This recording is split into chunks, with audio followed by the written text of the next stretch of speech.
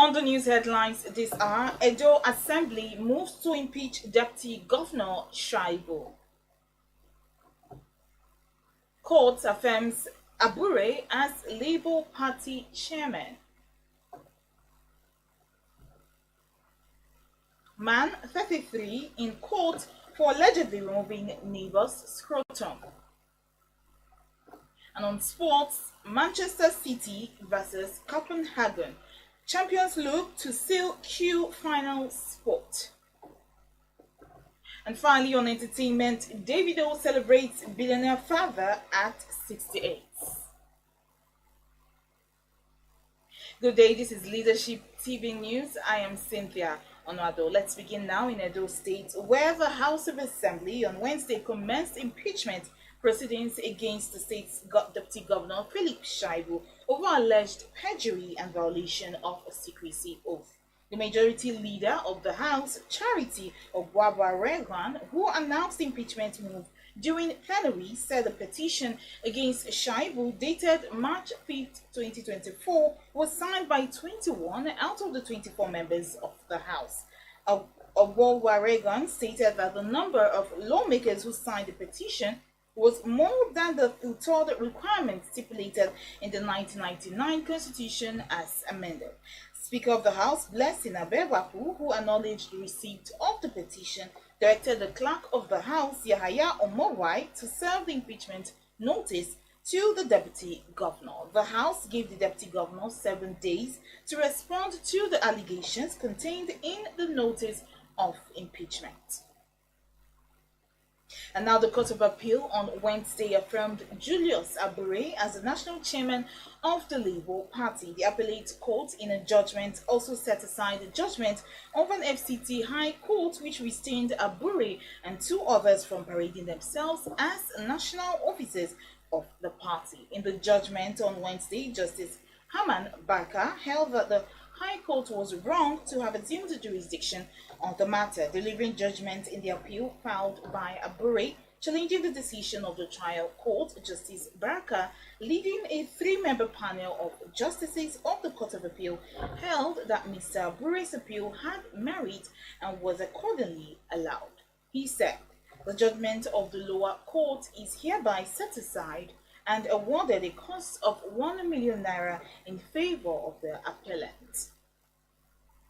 And now moving on, President Bola Tinubu has congratulated Dr. Akinwumi Adesina, President of the African Development Bank, on the award of the prestigious Obafemi Awolowo Prize for Leadership. Adesina joins the pantheon of other previous winners of the award, such as Nigeria's Nobel laureate, Professor Wole Soyinka, former President of South Africa, Thabo Mbeki, and lawyer/educationist Chief Afeare Babalola. President Tinubu, in a statement by his spokesman, Ajuri Ngilale, on Wednesday, commended the AFDP president for his visionary and noble endeavor to transform agriculture in Africa and ensure food security on the continent, recalling the growth enhancement schemes revolutionizing Nigeria's agricultural value chains he introduced as the then Minister of Agriculture and Rural Development. President Tinubu wished additional more success at AFDB and strength in his service to Africa and to humanity at large. A 33-year-old man, Dominic Kenneth, who allegedly caused grievous harm to his neighbor by removing his scrotum on Wednesday, appeared in an Ikorodu Magistrate Court in Lagos.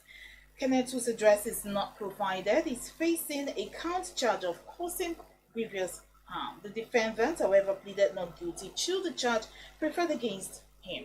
The prosecutor, ASP Christian Okonofua, told the court that the defendant committed the offense on March 1st at about 12:20 p.m. at number 1 Abdul Razak Street, Balogun area of Ikorodu. Okonofua said that Kenneth unlawfully caused grievous harm to his neighbor and co-shop owner in the market, Mr. Pascal Uche, by allegedly removing one scrotum from his private part during a fracas. According to the prosecutor, the offense contravened Section 245 of the Criminal Law of Lagos State, 2015. The News Agency of Nigeria reports that Section 245 stipulates 7 years in prison if the accused is found guilty. The magistrate, Mrs. A.O. Onalaja, granted the defendant bail in the sum of 250,000 naira and 2 sureties in like sum. Onalaja adjourned the case until March 14th for mention. Suspected gunmen on Wednesday kidnapped one Mr. Adegbenjo of Community High School, Alabata, in Afeare local government area of Oyo State. The victim, a secondary school teacher who is an albino, was kidnapped in the early hours of Wednesday while trekking towards the school. Residents feared that the abduction of the victim, being an albino, might be related to kidnap for ritual purposes. Some persons hold the age-long belief that albinos were useful for money ritual, hence their vulnerability. The Ilori Emirates Descendants Progressive Union (IEDPU) has urged the Kwara State Police Command to ensure total enforcement of the existing laws banning the sale and consumption of alcohol, betting, and related offences in parts of Ilori, the state capital. National President of the Union, Alhaji Abdul Mumi Abdul Malik, made the call during the consultative meeting between the police and the community leaders at the command's headquarters in Ilori. Abdul Malik decried the way the laws were being violated across the city of Ilori, noting that it's the responsibility of the police to ensure and also enforce the laws for sanity to reign. Abdul Malik added that most of the crimes being perpetrated across the state capital were encouraged by alcohol and drug addiction. And now to some sports news. Manchester City are poised to seal a quarter-final spot as they take a 3-1 advantage into the second leg of their Champions League last 16 game at the Etihad Stadium on Wednesday. After scoring twice in each other of their Manchester Derby games against Manchester United in the Premier League, including the 3-1 victory at the weekend, Pep Guardiola's men will look to do the double against Copenhagen to progress into the UCL quarters. The Danish side came into the tie on the back of 2-0 league loss.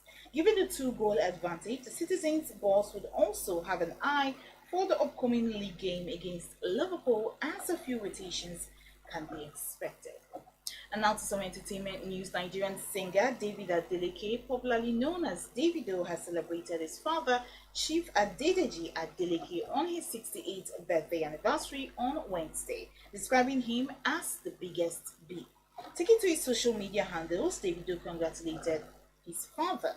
A 30 BG gang leader and CEO of DMW record label wrote, "Happy birthday, Daddy. The world loves you. Thank God for you, biggest B. I love you so much." Leadership reports that Chief Deji Adeleke, born March 6, 1956, is a billionaire businessman and president of Adeleke University, situated in his native Ede town in Osun State. He's also the CEO of Pacific Holdings Limited. One of the younger brothers, Ademola Adeleke, is the incumbent governor of Osun State. Still on entertainment, Davido's logistics manager, Israel Afeare, popularly known as Israel DMW, has revealed that his ex-wife Sheila Courage once complained about lack of satisfaction in bed. Israel and Sheila got married on October 20, 2022 in Benin City, Edo State. However, the couple got separated barely 8 months after over allegations of domestic violence and infidelity from both parties. Speaking in a recent interview with on-air personality Daddy Freeze, Israel DMW opened up that his ex-wife, whom he said he married as a virgin, was unhappy with his sexual performance. Well, that's it on the news on Leadership TV. For more of our news stories, you can log on to the website www.leadership.ng. Many thanks for watching. Thank you for watching. For sponsorship and advert placements, please contact 080-3688-6158. Last Word Leadership Podcast Studio. You have the last word.